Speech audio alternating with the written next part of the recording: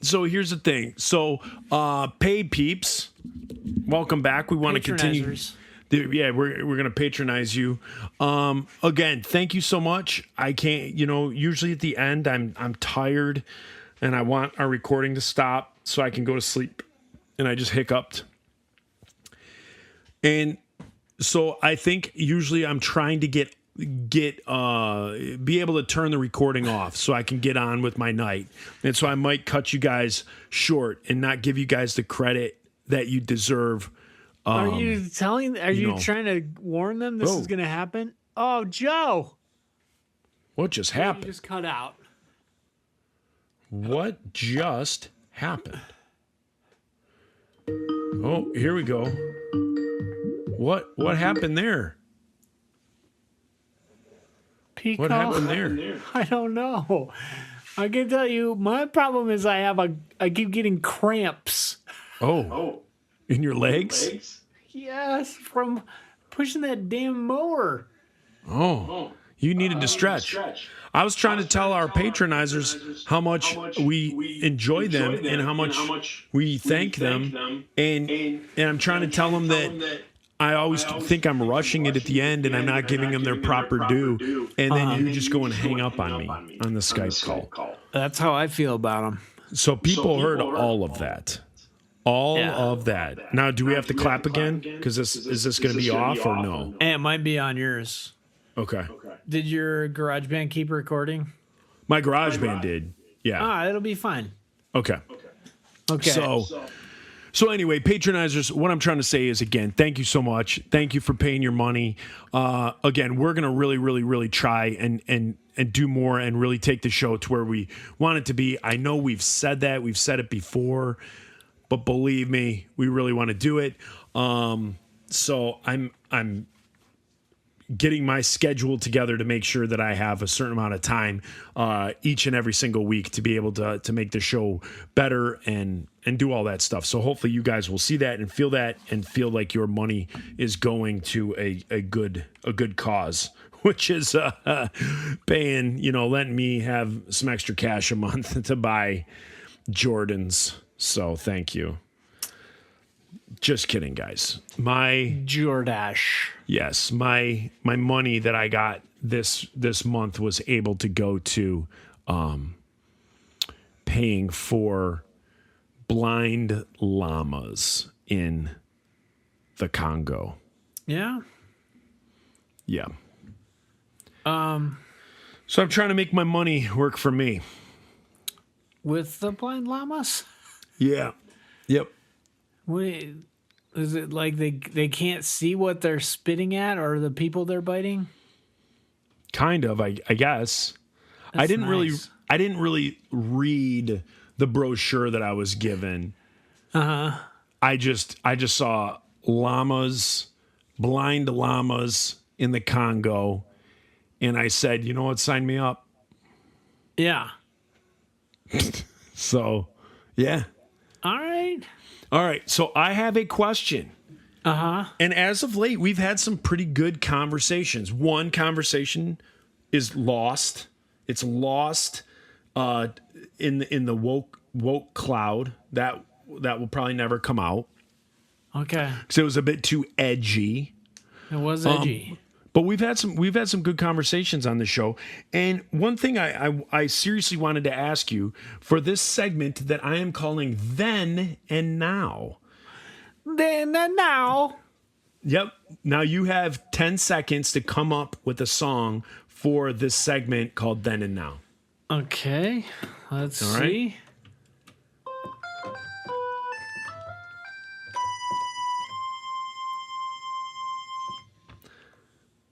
Then and now. So on this week's Then and Now, I ask you the question, Then and Now, fervor to spread the gospel. What was it back when you were 23, 24, 25 when Five Iron started? And what is it now? What is your level? How have things changed? How have they not changed? Tell me the difference or similarities between then and now. Dude, this is not a good question now because I am so full of anger at God.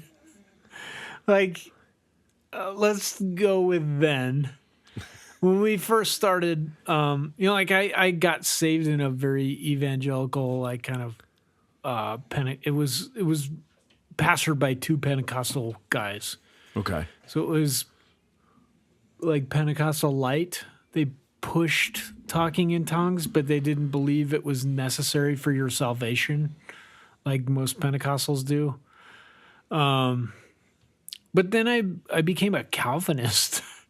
And so my fervor kind of dropped because then you're just like, you know what? Like what I enjoyed of Calvinism and Reformed theology was it was kind of just like this idea that God is the people don't get saved without the Holy Spirit changing them. And so God being responsible for that makes it happen. And all I have to do is just be good. Like all I have to do is just kind of try and love people. Not be good. I don't want to say that. And I still feel like that. I feel like, I guess now I feel like my job is just to love people and let God do the rest. And if somebody has questions about the Bible and stuff, or it's like there's an opportunity to talk about it, I will. Except I don't want to say this and not feel like because I feel like I'm holding back. I'm very, very angry at God right now. Not just, man, this is so tough to talk about. I just feel like, everybody's parents die. People go through divorce. I just feel like everything is stacked against me. And I just am like, can I not get a fucking break? Like, I was so pissed picking myself out of the thorns today at the bottom of the hill. And I'm just like, dude, I'm trying to mow my lawn so I don't get so I don't get in trouble with the HOA here. I don't want a house with an HOA. Like, my mom picked it and then we put an offer on the house and then she died. Like, this is not my choice. And I'm just trying to make it work. Yeah. And I don't know, man. I just feel like I've had 3 or 4 times where I'm just like, the things I've said, because I believe in God, but I'm struggling with believing that He is good right now. And that He's loving. And I want that. I want to believe it, but I also am lacking in empirical evidence of that in my life. It's tough. I don't know. I mean I don't want to sound like I'm just bitching, because I think everybody has to go through this. Everybody's parents will die. And here's a shitty thing is that I remember somebody hugging me after my dad died and then being super just upset. And I could tell because I was like, oh, I know this. I know this fear of my parents dying that I carried my whole life. And I fear, I felt this friend of mine hugging me and just crying and being scared of this. And I was like, well, there's a silver lining. That fear has no power over me anymore. Yeah. Which is so shitty. That's Stockholm syndrome. This is another thing that I'm mad at God about, is whenever this stuff happens, it's just well, it could be worse, right? That's the answer that we give ourselves. Well, you could just not have a lawn. You could just not have a mower that you fucking wrecked. See, I don't get into that. That's Stockholm syndrome. See, I don't go there. That because anybody knows that that's like, where would that line of thinking end? You know what I mean? Like, you can't do that stuff to yourself. You Yeah. can't say like, well, it could be worse. It could, your reality, your perception of the world around you is your reality. Like, you can't help it that you're white. You can't help it that life circumstances have happened to you. What is on your plate right now is what you have to digest. And so if you start like, that's always been my thinking, is like, I can't do the like, well, it could be worse. Well, yeah. And if that didn't happen, how was the play, Mrs. Lincoln? It did happen. Something Right. horrible did happen, Right. So like that, I just, here's the thing. I don't know what I'm getting at here, but this is what I want to say to you. It's kind of some of the stuff that you've said. Yeah. Is this some of the same phrases that you have used have come out of my mouth since my first divorce. So all of those things, like, why can't I catch a break? Just that was the one that stuck with me, that you just said, like, why can't I just catch a break? Like, all these things are happening. Like, mind you, I didn't go through. I went through 1/5 of what you've gone through. Like, I didn't lose my parents. My parents are still alive. I got divorced, period. I was in the process of starting a new job and I got divorced. So, like, for me, it just felt like after my divorce, it was like I was crippled financially. Yeah. And then you're just trying to figure out like who you are and like how things are going to go in the future. And then that led me to making like other bad decisions, that led to a second marriage that should have never really happened. And, things like that. But I remember doing those things where, like, the nights where I didn't have my kids and I'm alone in this house, and this whirlwind of like my life had changed, and like, I didn't pick that.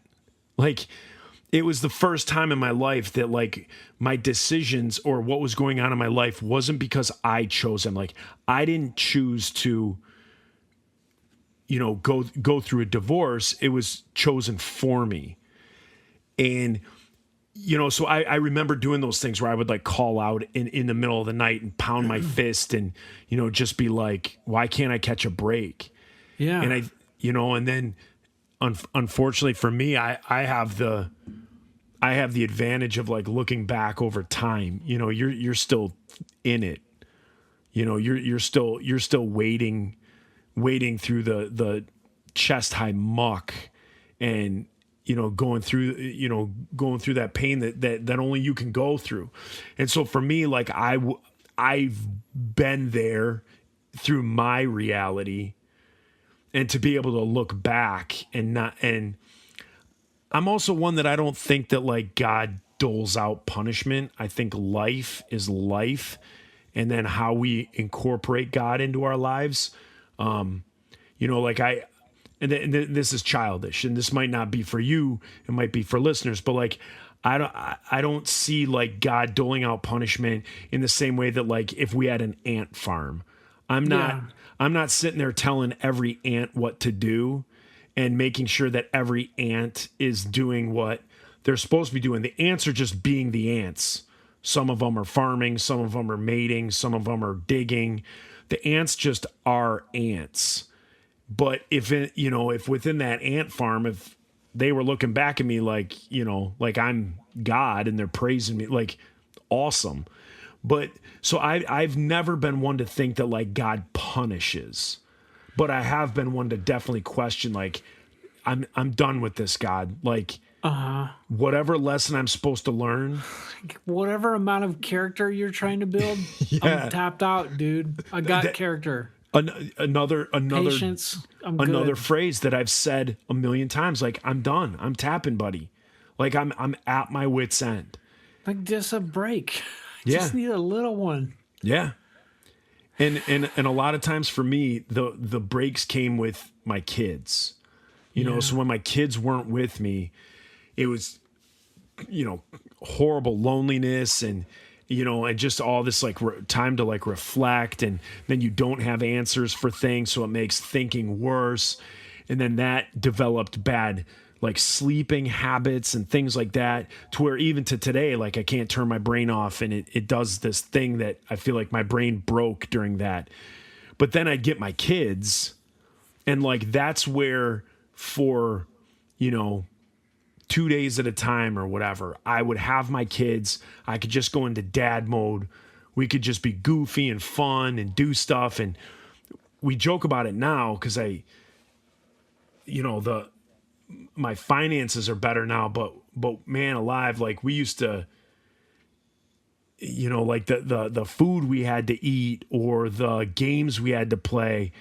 Like I remember I think I even said it on the show, like with the styrofoam. Did I tell that story?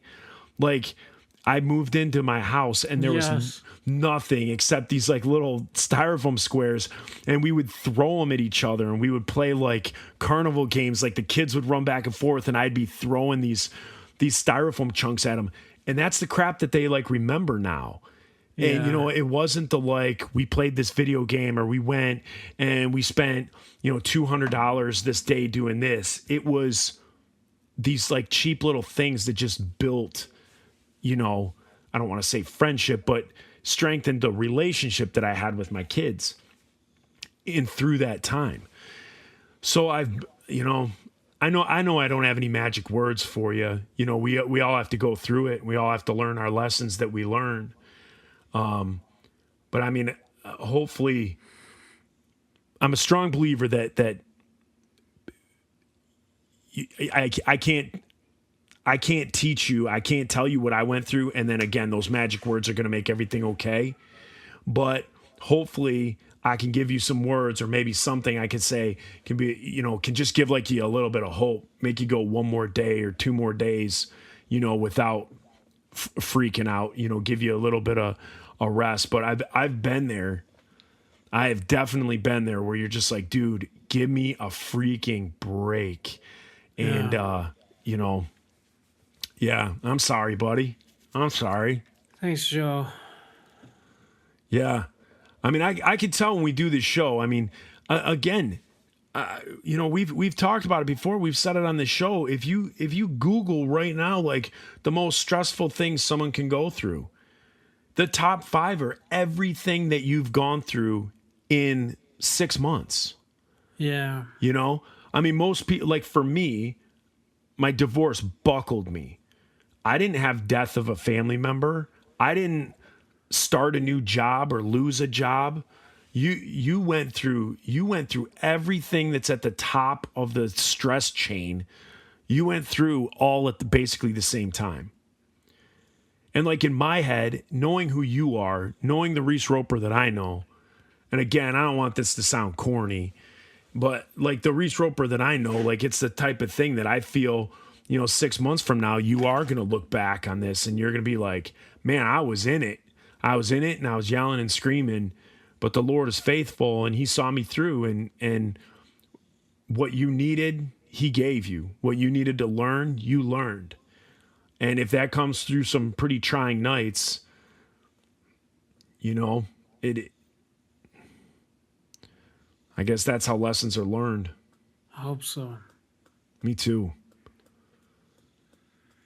So that fervor from back in the day has definitely been tempered in 2022. Yeah, except I feel like I have this greater ability to love that I didn't have then. Like, man, there's this kid at the hospital that I work at. So kids have come into this psychiatric hospital for 3 things, like either aggression towards their parents or somebody else, or suicidal ideations or attempts, or psychosis. And so you get a lot of kids with autism that they start, especially boys, like they start to turn into teenagers. They get all the testosterone in them, and it comes out as aggression because they don't know how to regulate their emotions. Right. So this kid's got cerebral palsy and is autistic and going blind and can't regulate his emotions. So like if you get too close to him, he'll claw your face. Like I had a couple good ones from this kid last week, but it was he's a kid, like he's just a sweet boy. And I think, like me 20 years ago, I would be afraid of him. Like I'd just be like, gosh, I don't know how to behave. I don't know how to act around this. And now I'm like, man, this is just a kid. What does he need? He needs like somebody to horse around with him and play and, like tell jokes. And he needs, like he needs to eat junk food and listen to music and like, Yeah. just making these things happen for this kid. And he's so happy and so excited till you get your face next to him. You get your face scraped. But it's just like, I feel like I have so much more capacity to love and to find, like the good in that. Like there's always this part of me that I hate where I would question like what value does this person have to society? Like why is this happening? Like Yeah. why are we spending all of our tax dollars on keeping this kid going? Well, because it's not about him. It's about us. Like, are we animals? Like, has Christ not changed us? Can't we love a kid like this because God loved us when we're just unlovable? Yeah. I don't know. So I mean, for me, that's where it has changed the most. Is that like I feel like I have so much more capacity to love and to forgive, and I still get very bitter about things, and I'll get angry at people, but it doesn't last as long. And I feel that like almost everybody I can find something I like about and can love that person. Yeah. I feel like the fervor I had when when I was younger, and I mean, obviously there's a reason youth has been written for centuries, the energy and the motivation and that of being youthful. And I look back to like the insiders and the Christian Joe of my late teens and early 20s. And like, I think that Christian Joe was just, it definitely wasn't fake. It wasn't fake at all. Yeah. But I think you look a lot at yourself and you think, what am I doing? Like I guess a way that I can explain it is like a boxer and a coach. Like if you're young, you got the body, you got the muscles, you got the speed, and you just want to go out there and all you care about is that next punch that you throw, that next punch. And you just want to go out there and you want to beat this dude. And that's all you could think about is just what is going on in that ring at that moment. And then your coach stands back and he realizes that this fight was picked for you because the opponent was bringing something different that the last opponent didn't have. So this opponent is going to make you better because this guy's going to make you circle to the left. and and he's going to do something a little bit different. And that coach is seeing the bigger picture, that like, I want to build you into a champion, and I want to see the greater picture, and I want to see your career, and I want to see you get better in these areas and these areas and these areas. And the coach kind of knows how to drive your career and where to go. And as a boxer, all you are is you're just the animal who's in there just throwing punches.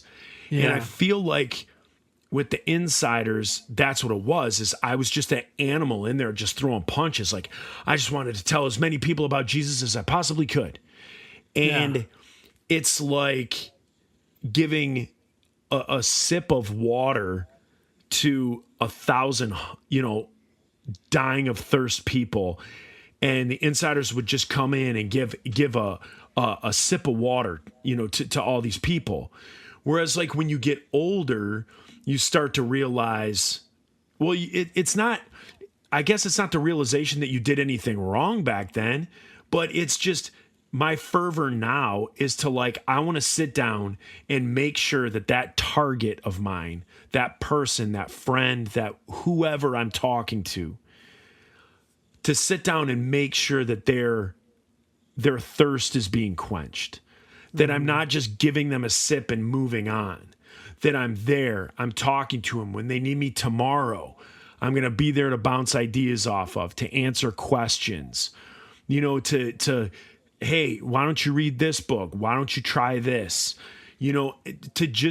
I'm more invested in the people. I mean, the Insiders, you show up in Tampa, you play to 500 people and you're gone the next day.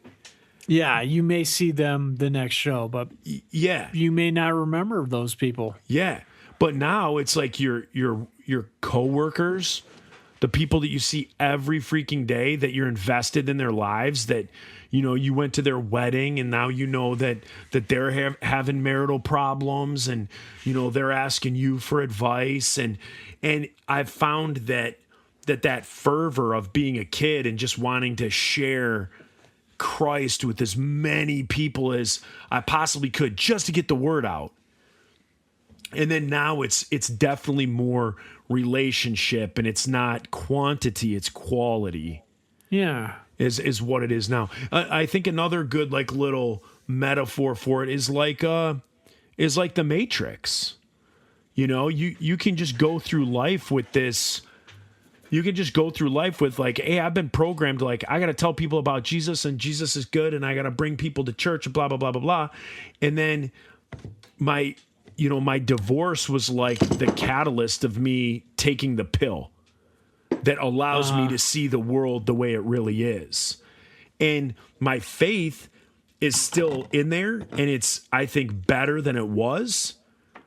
It's just different. I just see a different side of people, and the way that I, the way that I talk to people about Christ, the way that I get my message across to people is just, it's different. And it's like those rose-colored glasses of like, oh, accept Christ and everything's going to be great. All these problems that you have, you can't talk to your parents and stuff like that.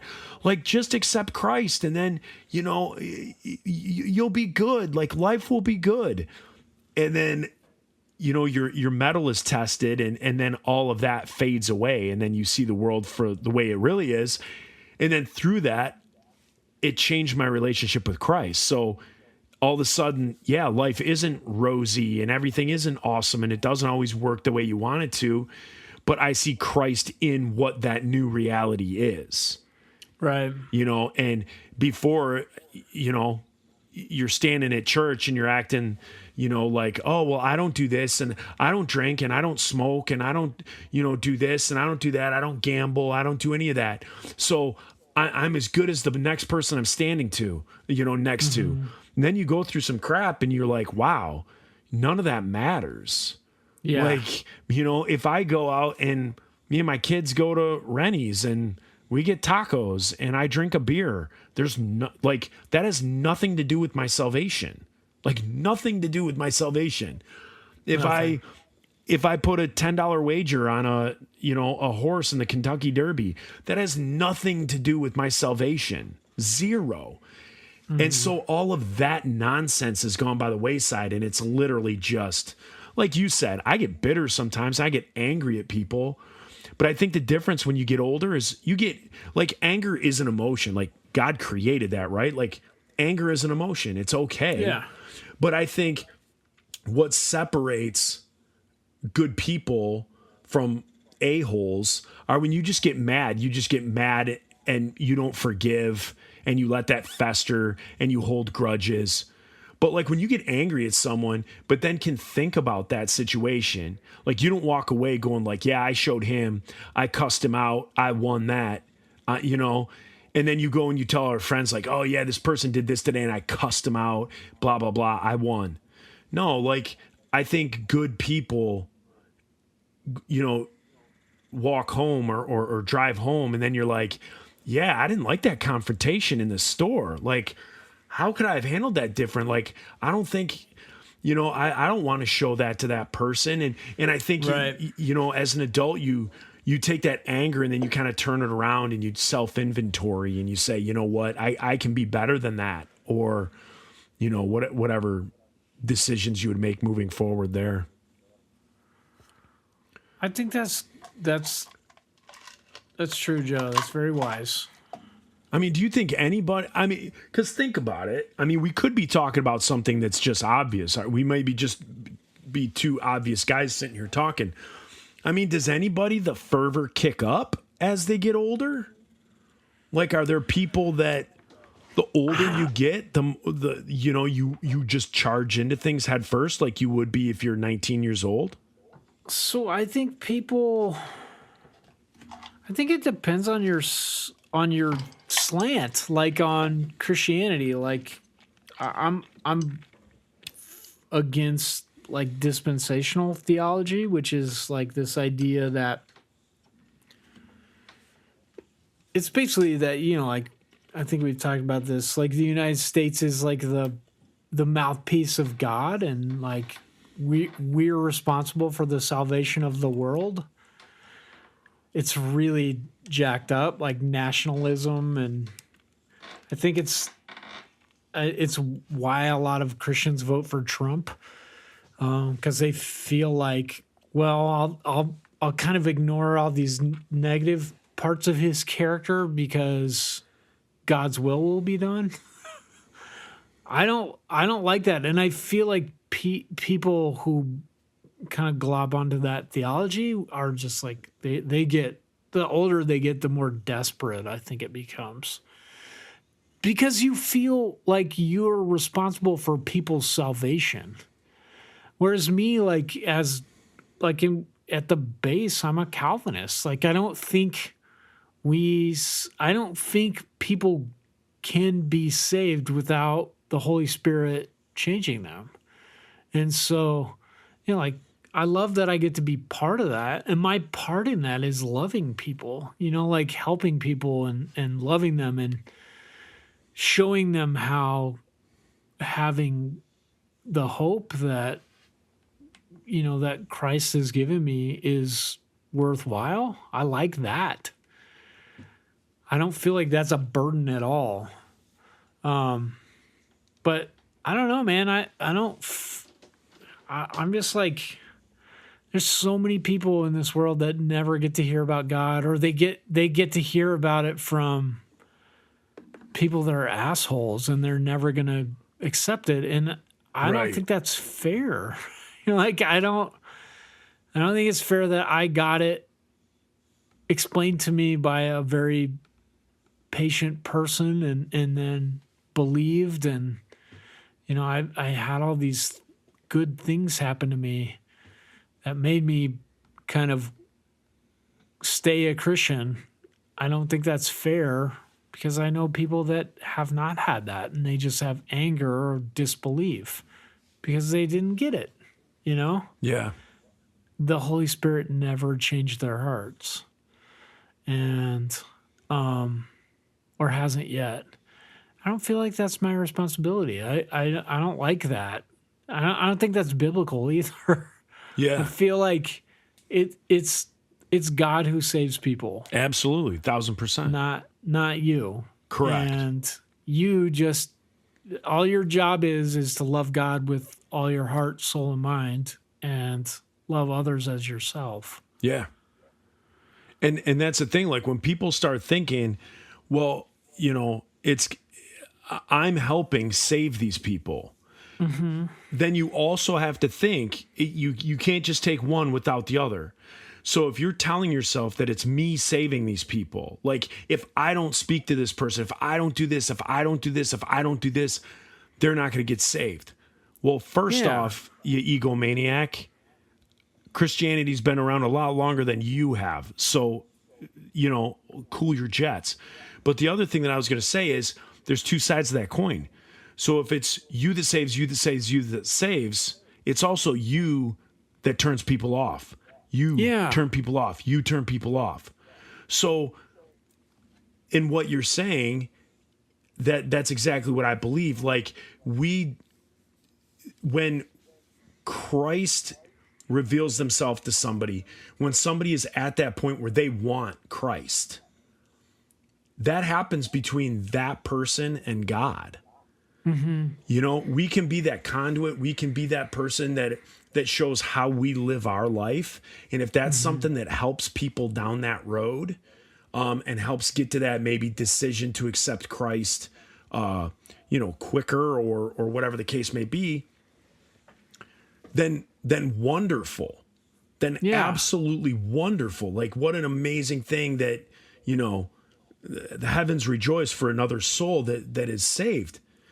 But if at any of us think for 1 second that if we don't do something, or because we do something, that person's salvation hinges on that, you're an egomaniac. Yeah. You're an absolute egomaniac, because if God wants someone at a certain moment to know something, he'll stop them when they're driving. Like he'll put that thought in their head. He'll do something. Like somebody is going to know that love and that feeling of Christ that we all felt when we did get saved and when we first accepted him into our lives. And it's not something that, I can't help it along. Like I can't take credit for anything. If somebody ever chose to follow Christ because of lyrics or because of a show we played, that's amazing. I am so happy that hopefully when I die, I can stand before God, and hopefully he's going to turn me around and there's going to be a couple of faces waving at me that he's like, see these people, they're here because of what you did. I called you to do this act. You did what I called you to do, but then I did the rest. Nobody there is because I saved them. God saves. We just kind of do what we're called to do. And, however we're woven into that thread, so be it. But yeah. Yeah. I mean, like the reward for being obedient in that isn't that like you get like another jewel in your crown. It is that God says, well done, my good and faithful servant. That he's proud of you. Absolutely. And that's freaking awesome. Like, I mean, like, I know people have come to Christ just from me talking to them or like being a example of love. I love how that feels. Like, it's like you found a brother or sister, like your family. And I don't want to claim that I did that. Like I just am happy that I got to be part of it. And all I did was just be obedient. I loved because I was loved. Yeah, absolutely. I think I work with these two people and they're older. This is what made me think about this is they're older and they do have that fervor, like that desperation. Like if they miss opportunities to witness or to spread the gospel or to pray with kids, it'll somehow count against them, or those kids' lives will be lost, and it's just like, hey, dude, it's not you.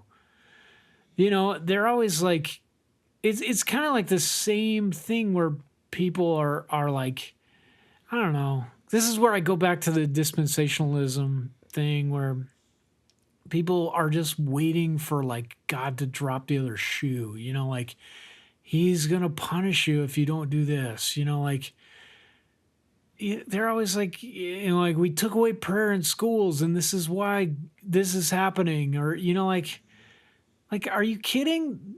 Remember in like at least two of the gospels where Jesus said not to pray publicly? Like you're arguing that God won't love our like anybody because of that we're going to be punished? Like just this is not the gospel. The gospel is love. It is love God and love others. Like all of scripture can be filtered through those two things. That's why Jesus said it. It's basic. It's so simple. All you have to do is love.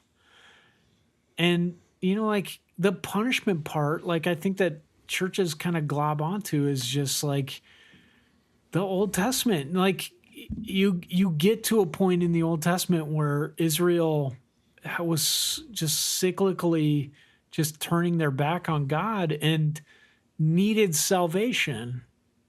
It just created this need. It created, like we were talking in about Game of Thrones, just how like it throws out like all the like these conventions of literature that there's a protagonist and an antagonist. Well, like this is the plot. Like this is the conflict that you need salvation. There is a need for a protagonist, and that is God. Like you need salvation. Not just that, but like you need God. You're made to be in fellowship with God, and you will not have peace. I mean, you can have kind of peace. Like you can enjoy things, but like I don't know. Nothing has quelled my soul or made me feel more at peace than knowing God. Even though I'm super fucking mad at him right now. But I know I'm just being a kind of a brat. I know this will pan out just from my experience. I just have like no emotional reserves in my tanks. Right. Yeah. So I'll hit this point where I'm like, got 2 hours of sleep and I'm just laying in bed itching. And I'm just like, oh, fuck you, God. Like, I'm done. Can you just help me with this? Like, stop itching. I need one thing, and that's mostly what my prayer life is like these days. All right. Well, we have a little bit left here. I think that was a good segment of Then and Now. Okay. And we've talked about ending Satanism by 2023. And also Satanism. Satanism, like underwear, sheets, bed sheets. Okay, wait. They have satin underwear. Do they have them for dudes? Oh, yeah. Yep. Oh. I want to read you something. This comes to us from Fox 5 New York News. The headline is Satan Club Rejected at Elementary School. A Pennsylvania school board has rejected an after-school Satan club for an elementary school. For an elementary school? Yes. Northern Elementary School in York, Pennsylvania, considered the introduction of the Satan Club at Tuesday night's meeting. The club, which was proposed and pushed by a parent at the school, was initially rejected by the principal. However, the club was up for a probationary vote at the school board. The After School Satan Club is an after-school program that promotes self-directed education by supporting the intellectual and creative interests of students. The Satanic Temple states on its website. The Satanic Temple has been making a concerted effort to push into elementary and grade schools in opposition to Christian after-school clubs. The Satanic Temple opened an after-school Satan Club in Moline, Illinois, Elementary School as part of its nationwide campaign to push back against the Christian Good News Clubs offered to school children after regular hour classes. Parents protested outside the Jane Addams Elementary School in Moline when the first after-school Satan Club met there in January. Just a little bit more here. The Satanic Temple, which runs the program, said students would be offered activities such as science and craft projects, puzzles, and games, and that they would learn about about benevolence, empathy, critical thinking, problem solving, and creative expression too. Lucian Greaves, the Satanic Temple spokesperson, told Fox News about the clubs. "I'm hoping that with our presence, people can see that good people can have a different perspective, sometimes on the same mythology, but not mean any harm." And so it was put to a vote, and the school board rejected it. So Satanism, you're going to be gone by 2023. This is the thing, though. Like, I have conflicting feelings about this because most of like the Satanic Temple and their teachings are just anathema to not to Christianity, but to like they just want the separation of church and state. Like they're good people. They want good things. Like they're just like, hey, we just want science and teach kids benevolence, but they pick for their mascot because they're trying to go against this like kind of, I don't know, evangelical push to like we got to get prayer back in schools and all this stuff. So they're pushing against that because it's ridiculous. Like Jesus, the example that Christ set was not to get involved in schools or the government or to try and infiltrate Rome. You know, it was to be sacrificial and to die. So you're showing me their after school. It looks really nice. So this is what's offensive to me, though, is like they pick Satan, like, and Satanism, like, in jest, right? The statues of Baphomet, yeah, to be like to fight this thing that I agree with, you know, like I think you should separate the church and state. Like, I think if God is real, if Jesus is real, it doesn't have to, like, we don't have to make laws about it. We don't have to force kids to pray in school. We don't have to do these things. It will happen. Like, it will happen because people will realize that God is good and his followers love everyone. That is how it will work. Not because people were forced, because that doesn't work. Yeah. That's fake. And to me, that's just fake Christianity. So I see that. Like, I see that they're against that. It just turns my stomach. Because to me, that would be like, if I was like, well, I'm against what you're doing with Baphomet, so we're going to start a Hitler club at school. And they just like, whoa, Hitler, he's really bad. But like me, Satan is all of the bad in all of history. Like all the pain, all the suffering that has ever happened in recorded history. Whether you believe that or not, I do. People do. And you're just like, yeah, but kids, science and benevolence. Like, that turns my stomach. Yeah. Because I'm on board, but like, pick a different mascot, please. Right. Like if you want to do the like, hey, this is the Ricky Gervais club where we're just going to do We're just going to do fun things and all this stuff, but we're just not going to have God as a part of it. Mm-hmm. Okay, but you go all the way, and it's not even like a pendulum swing, the pendulum is buried as far to the other side as the pendulum can go. Like you said, you're equating yourself with the most evil thing ever. Like, cool. You want to have an after school club? Do you want to do crafts and stuff? Like, why did you pick the thing that gives kids cancer? Like, why did you pick, hey, you know how kids are getting raped and being made into child soldiers and also probably have cancer? You picked that motherfucker. Yeah. Like, Yeah. don't. Yeah. Don't do it. Just pick like, something I know else. you're trying to be like, hey, this is all pretend and it's fake. Yeah. Fucking no. Yeah. Like, Yeah. You're right. don't. Yeah, you're So right. anyway, I'm still against Satanism. Satanism will be defeated by 2023, or at least we're going to put a good dent in it. So you Good guys, dent. we're coming to the end of the freebie portion. We are tired. It is 10:19 where we are. We've been going at this since 8:19.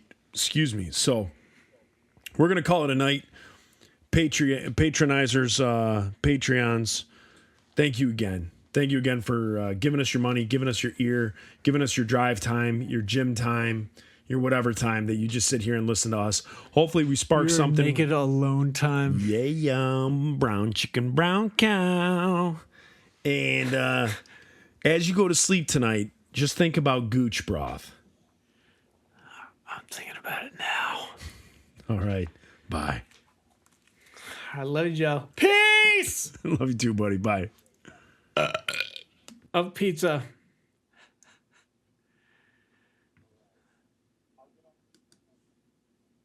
Okay. Stopping. So we're just